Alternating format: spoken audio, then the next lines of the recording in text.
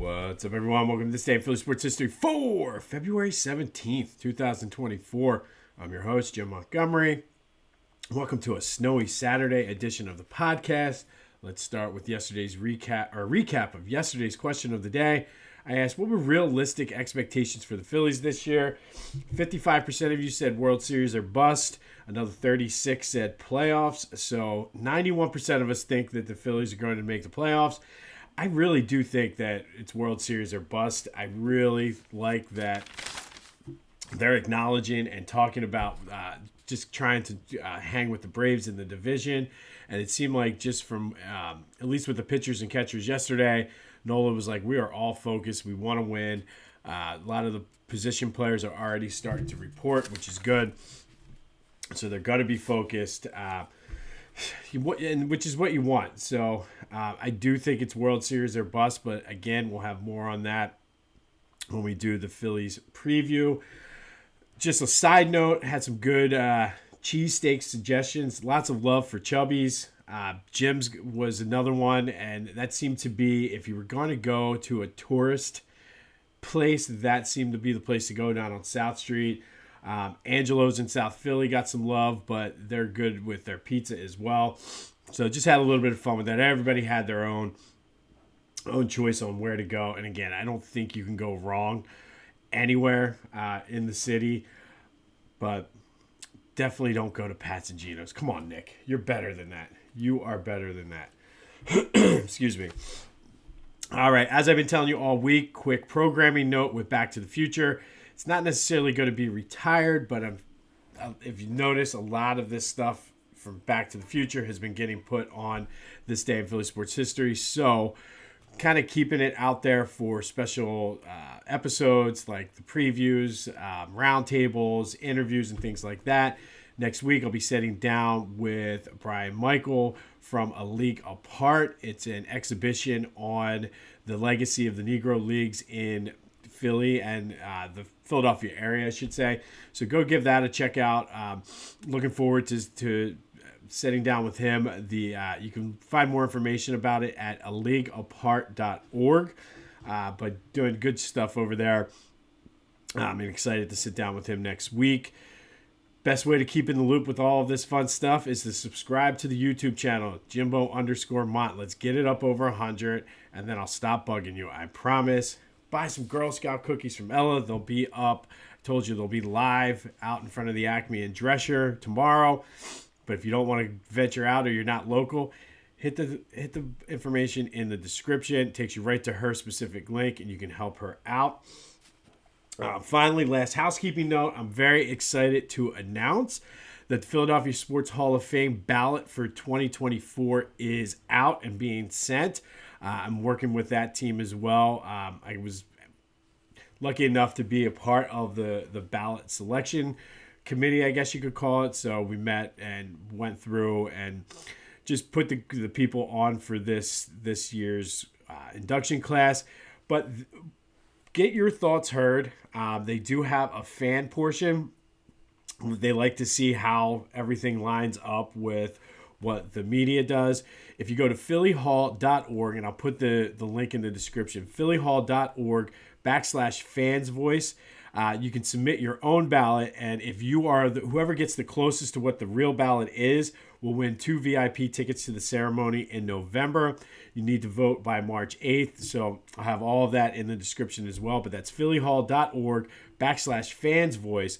Get your voice heard, and if your ballot comes the closest to matching the official ballot, you will, you'll win 2 VIP tickets to the ceremony in November. If you have any questions, feel free to reach out to me offline. I'll be more than happy to go over, but I'm excited to be a part of that organization and just be a part of the first induction, my first induction, to see the process from start to finish. It was pretty cool just sitting down discussing who deserved to be on, who shouldn't be on based on merit, and trying to really get the most deserving people on there. So check that out, phillyhall.org/fansvoice. Get your voice heard, and you can win 2 VIP tickets to the ceremony in November. All right, Sixers. For some reason, I was under the impression that Maxey was going to be in the three-point contest. But he's not. I'll still watch that tonight, but my eyes will be more tonight on the Flyers and Devils up in MetLife Stadium.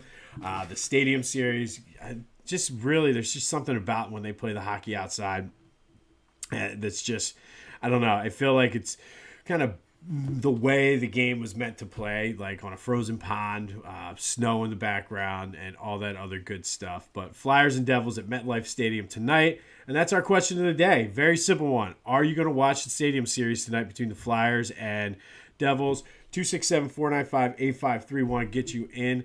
267-495-8531. Let me know. Will you be watching the Flyers and Devils tonight? Will you be watching the NBA All-Star Weekend? Will you be flipping back and forth? Let me know. Phillies made a signing yesterday. They picked up utility man Whit Merrifield, who I believe was just last team he was with was the Blue Jays. But he has good speed, led the American League in stolen bases a few times, but can play outfield and second base, so he's kind of insurance if Brandon Marsh needs to be out for an extended period of time. Kind of gives you an extra bat if Rojas gets off into a slump. And really just somebody to give Bryson Stott a day off, or Castellanos. He can play the outfield positions. So a solid pickup. I like this. And this ultimately means that Kyle Schwarber will be all-time DH because you have the extra outfielder now that you don't need to worry about putting Schwarber out there. So I really do like this signing a lot. It's kind of one of those under-the-radar ones. And it's a team-friendly. It's like an $8 million contract. So he's going to be out to look to get a bigger contract in the offseason. So good pickup by the Phillies. Provides depth, but also gives you insurance against Brandon Marsh being out. All right, PhillyGoat.com. We're going to shift gears a little bit. We've been talking a lot about Phillies and getting set up for the Philly season.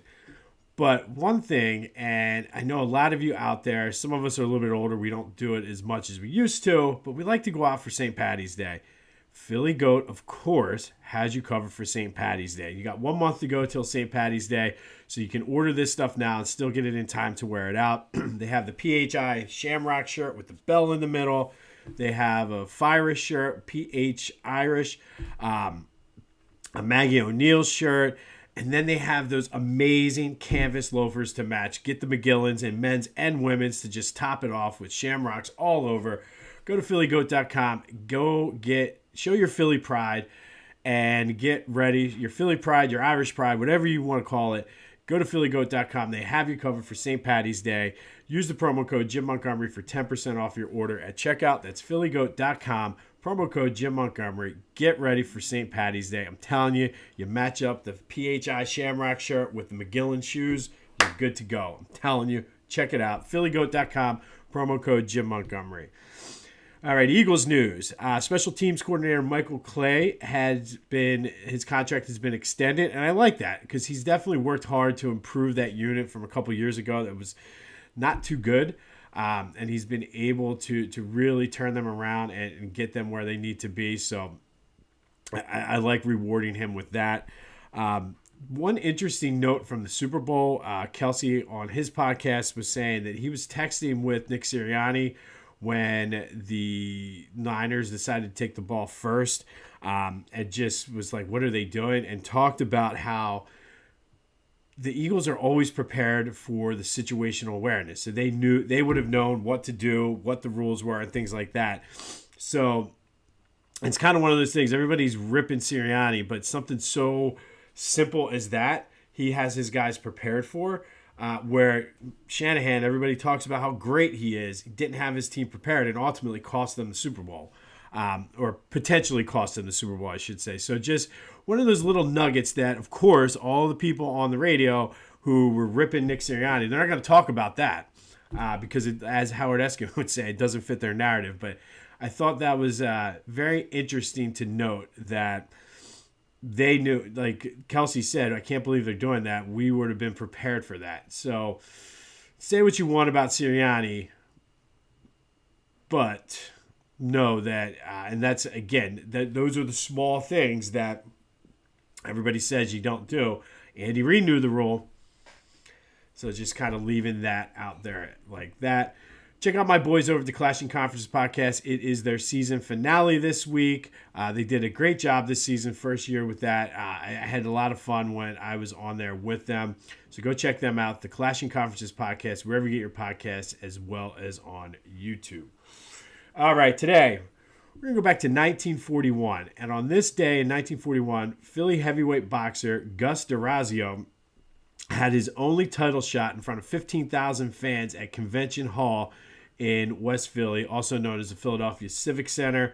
It's right there where it's a Penn Medicine building now, 3400 Civic Center Boulevard. But D'Orazio was knocked out in this fight in the second round by Joe Louis. One of the few times Joe Louis, it may have been the only time Joe fought in Philly. I would have to look that up. But D'Orazio was basically a possible inspiration for Rocky. It was a kind of a journeyman fighter, had ties with the mob from South Philly, and things like that. But was a decent boxer. Wasn't as bad, I guess, as Rocky was. He compiled a 72, 22, and 1 record with 1 no contest and 22 knockouts. They just fought a lot back then. But D'Orazio never got back close to where he wanted to go after that fight with Joe Louis. He would spend a year in jail late in his career for dodging the draft for World War II. After he retired, he worked at the Schmidt Brewery Company, technically as a bottle, but the belief was he was there as muscle for the mob. He was convicted of second-degree murder after beating a guy who he worked with for making fun of him for being punch drunk. Spent 3.5 years at Eastern State Penitentiary before he was released. But all throughout his life, he always talked about this fight with Joe Louis and how he felt if they had a rematch, he would have beat him. He said that he hurt Joe Louis in the first round, but then Joe got lucky and connected on a couple punches to knock him out. There's really nothing corroborates this, but he consistently talked about this fight all the time. Even was interviewed by the Inquirer when Joe Louis died. He still said he always wanted that rematch and felt he would have beaten Joe Louis in that rematch because of what happened in the first round. But on this day in 1941, Gus D'Orazio got knocked out in the second round by Joe Louis down at Convention Hall in West Philly. And then he would go on to have a kind of a rough life in and out of jail, working for the mob, and basically always talking about that fight with Joe Louis and how he felt he would have won the rematch. But on this day, it just was not meant to be. He got knocked out in the second round by Joe Louis, who was in fact not 75 years old at this time. All right, finally today, our Philly Sports Black History Spotlight. We're going to take a look at Charles Tarzan Cooper. He was born in Newark, Delaware, but then moved to Philly and starred at Central High in the early 20s. He turned professional in 1925. Played for all black teams because the early professional basketball teams at the time were all white. The NBA, which came into existence in 1946, integrated in 1950. But Tarzan Cooper played for the Philadelphia Panthers and the Philadelphia Sands, then was traded, or I don't know if he was traded or signed, played for the New York Rens, where he won the World Professional Basketball Tournament. He won it 2 times, once with New York and once with Washington. And what that was basically the teams from the NBL, the National Basketball League, which were the white teams, and then a bunch of other from the other leagues, the professional teams. So for an all-black team to go in there and win against the so-called professionals was a big deal. And he was able to do it twice with 2 different teams. And really, it was only 2 of the 3 times that a non-NBL team won that tournament. The Wrens, when he won it with Washington, and then the other was the Harlem Globetrotters actually won it before they were the showmen that they were. They were a legitimate and a good one at that basketball team. From there, there's not really many stats on Charles Cooper because of they just didn't keep him. And you're finding this now with a lot of the Negro League Baseball as they're trying to find. Like those stats are constantly changing as they're finding records because they didn't really keep as good as records and stats. But even without stats, many said that Cooper was one of the best centers of his time, possibly even of all time. John Wooden flat out said there was nobody better at center at the time when Charles Cooper played. The 1932-33 Rens that won that championship won 88 straight games that year. Just a ridiculous number if you really think about it. 88 straight games, and they were barnstorming, so it was like they were playing competition from everywhere. But Charles Tarzan Cooper is in the Philadelphia Sports Hall of Fame, and he's actually a two-time Naismith Basketball Hall of Famer. That 1932-33 Rens team is inducted into the Hall of Fame as a team, and since he was on that team, but then Cooper is actually inducted as a player as well. So it's pretty cool that he's been inducted into the Naismith Hall of Fame 2 times. But he was a 2-time World Professional Basketball Tournament champion, one of the best to ever do it, one of the best that Central High ever had, and just really worked hard to get. And he talked about it later in his life that it was just so much fun. Like, he enjoyed playing basketball and never really got to make the money and get the fame and notoriety. One, because he was black, and two, because of the timing of everything. But Charles Tarzan Cooper out of Central High School was one of the best to do it in the 20s and 30s of all basketball players, not just black basketball players. He's a 2-time Naismith Hall of Famer. Great. Everybody said he was great defensively and grabbing rebounds too. But shout out to you, Charles Tarzan Cooper. And these, again, I say it all the time, but these are the guys and the things I love getting out there for you guys and getting names, because I didn't know anything about this guy, but he lived a great life and was really just ahead of his time, literally. So shout out to Charles Tarzan Cooper, today's Philly Sports Black History Spotlight of the day. On this day in 1941, Gus DeRazio was knocked out by Joe Louis in their heavyweight boxing match in the second round down at Convention Hall in West Philly. DeRazio talked about the fight for the rest of his life. Phillies with a big signing and under the radar, but I really do like that signing.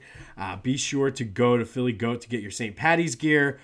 Let me know if you're watching the Flyers Devils tonight. I will be watching hockey outside. Like I said, to me, that kind of reminds me of how it should be. Snow falling, outside, seeing your breath. But let me know, will you be watching it? Be sure to go to phillyhall.org/fanvoice. I'll have the link in the description to get your fan ballot in and your chance to win 2 VIP tickets to the Hall of Fame ceremony in November. 267-495-8531. Get your thoughts heard on the voice and text line. Let me know what you're thinking. Like and subscribe to the YouTube channel. Go have yourselves a Saturday. I'm Jim Montgomery. This has been This Day in Philly Sports History. And until next time, I'll see you when I see you.